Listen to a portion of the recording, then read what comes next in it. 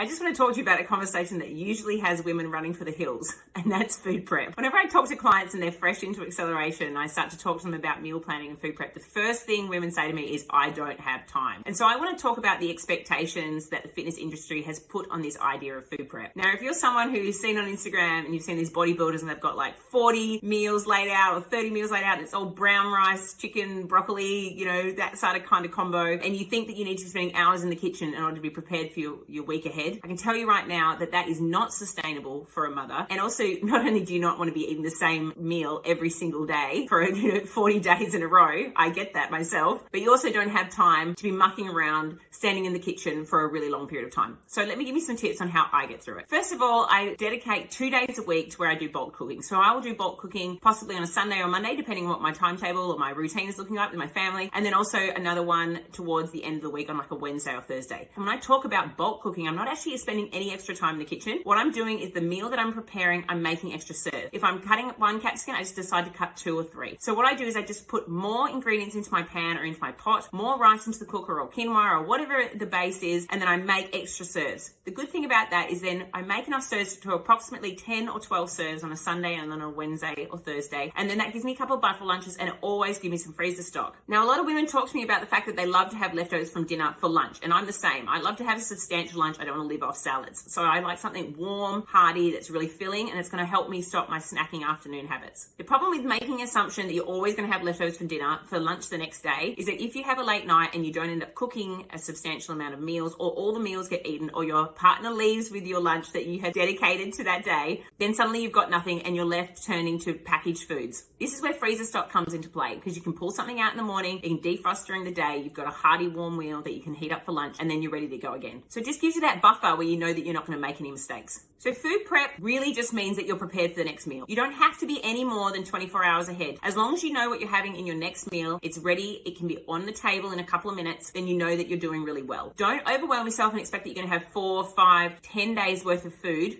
ready, prepared, and cooked. Also, human behavior means that we change what we want to eat on a daily basis. I might feel like something someday and then I might not feel like it the next. Don't make up these huge expectations that you're going to be able to stick to a meal plan that's going to look like this every single day. You're better off treating a meal plan like it's a menu, and then you just use it as a guide where you can look over it, can pick what meal you feel like that day, and then you know that you've always got food that you want to eat on hand.